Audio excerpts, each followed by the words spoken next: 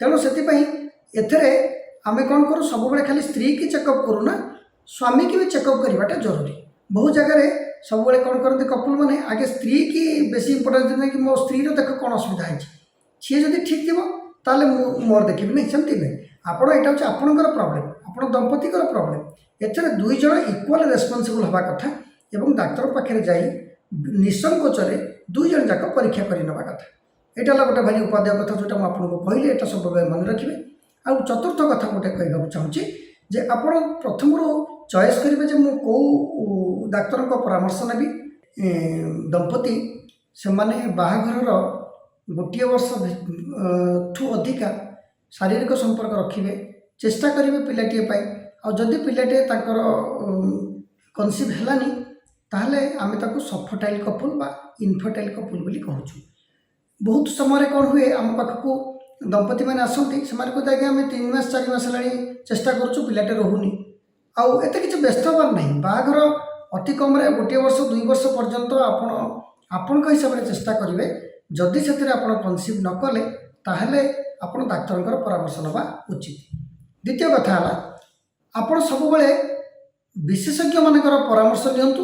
बा जो विशेषज्ञ माने ए संबंधी ये जो आपण मानकर इनफर्टिलिटी संबंधी विशेषज्ञ बा जो मन इनफर्टिलिटी स्पेशलिस्ट कहूँ आप सब से मानकर परामर्श नेले आप उचित परामर्श पाइबे बोली मु भावे। तबे आप स्त्री और प्रसूति रोग विशेषज्ञ मानकर परामर्श भी नहीं पारे कहीं से आपको ठीक रास्ता देखी पारे। तृतीय कथा है आप जानवा दरकार जे ये जो इनफर्टिलिटी बोली जो प्रॉब्लमटा थाए यहाँ केवल स्त्रीलोक मानकर दोष बोली आम धरुना कहीं आलोचनार देखा गवेषणार देखा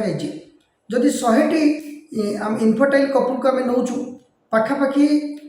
40% स्त्रीलोक मानकर दोष थाए 40% पुरुष लोक मानकर दोष थाए आउ 20% देखिले 2 जन पाखे दोष थाए। तेणु से आमे कौन करूँ सब खाली स्त्री की चेकअप करूँ ना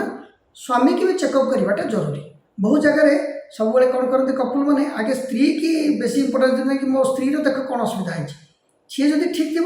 ताले मोर देखी नहीं सेमती नहीं आपण यहाँ हूँ आपणकर प्रोब्लेम आप दंपति प्रोब्लेम एथेर दुई जन इक्वाल रेस्पॉन्सिबल हवा कथा एवं डाक्तर पाखे जाई निसंकोचरे दुई जन जाक परीक्षा कर नवा कथा। यहाँ गोटे भारी उपादेय कथा जोटा मुझे कहली यहाँ सब मन रखिए। आ चतुर्थ कथा गोटे कहना चाहूँगी जे आपण प्रथम चॉइस करेंगे जे मु कौ डाक्तर परामर्श नेबी आ जोटा आम कहूँ फ्लिटिंग आटीट्यूड फ्लिटिंग माने गोटे डाक्तर पाखु 2-3 मास गले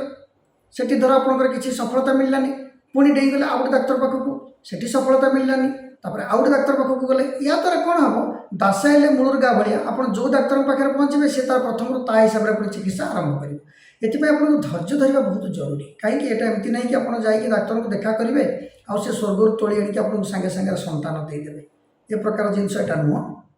एथपाई धैर्य दरकार डाक्तर विश्वास दरकार आ भगवान भरोसा दरकार ये 3टी जिनस जब आप रखिए बहुत जगह आम देखीचु एथेर दंपति माने उपकृत हुअन्ति। आउ गोटे जिनस आपको कहवाक चाहिए यार स्टेप वाइज मैनेजमेंट अच्छी प्रथम आम 2 जन को परीक्षा करके देखू स्त्री पाखे कौन प्रॉब्लम अच्छी स्वामी पाखे कौन प्रॉब्लम अच्छी तापर से प्रॉब्लम को सॉर्ट आउट करने आम जहाँ जमी जो प्रकार आम पाखे सब प्रोसेस अच्छी आम से करूँ और ता द्वारा बहुत लोग कनसीव कर जाती। एथेर धैर्य हूँ सब बड़ जिनस।